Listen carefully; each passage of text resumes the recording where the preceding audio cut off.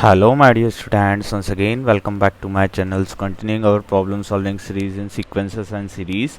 Here I came up with the 22nd question written on the screen.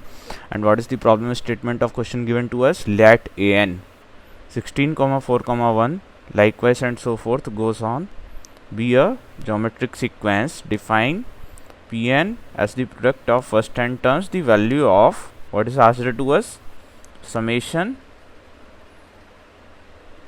n is equal to 1 to infinity nth root of Pn is equal to they are asking. So let's operate this summation written over here. First time it will be becoming what? First root of P1. That is not at all useful. Okay, first root means nothing. Okay, then second root of P2 plus third root of P3 plus fourth root of P4 goes on up to infinity. It will be becoming. What is the an given to us? 16, 4, 1. So the common ratio is 1 by 4. So it will be 1 by 4, then 1 by 16, then 1 by 64 goes on up to infinity. It will be going on whatever, wherever it is going on. So when P1 will be computed by me, that means product of first term it will be, that will be 16 only. And when P2 will be computed by me, that means product of first two terms it will be 16 times of 4 it will be. And P3 means product of first three terms, that is 16 times of 4 times of 1 it will be. And P4 means the product of first 4 terms, that means what? 16 times of 4 times of 1 times of 1 by 4 it will be, that is 16 again only.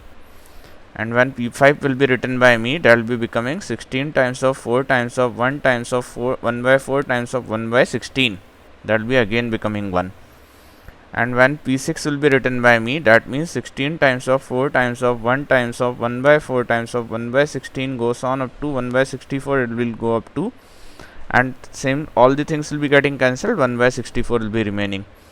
Now my dear students, after that we'll be going to get what? When P plus 7 will be there, this all things will be repeating till P5. 1 by 64 will come, and then 1 by 4 multiplied by 64 will come. And similarly, if it will be P8, it will be becoming 1 upon 64 multiplied by 1 upon 4 times of 64 multiplied by 1 upon 4 square times of 64. So guys, the value of this thing was becoming what? 1 only. The value of this thing was becoming what? 1 only. Now let's proceed further. The value of P1 as such is becoming what? 16 only. So first root of 16 will be 16 only, then square root of 16 times of 4 it is given to us. Then what is the value of P3? Cube root of 64 it will be becoming, that is 16 times of 4 it will be. Then what is the value of P4? We are knowing the fourth root of 16 it will be. Then the value of P5 will be fifth root of 1 it will be. Then the value of P6 will be 1 by 64 sixth root, and so on. Then when P7 will be written by me, that is 7th root of 1 upon 2 to the power 6 multiplied by, this is 64, no, that is 2 to the power 6 multiplied by 2 to the power 6 multiplied by 1 by 2. So let's write it like 1 upon 64 multiplied by 1 upon 64 multiplied by 1 upon 4, then plus 8th root of 1 upon 64 multiplied by 1 upon 64 multiplied by 1 upon 64 multiplied by 1 upon 16.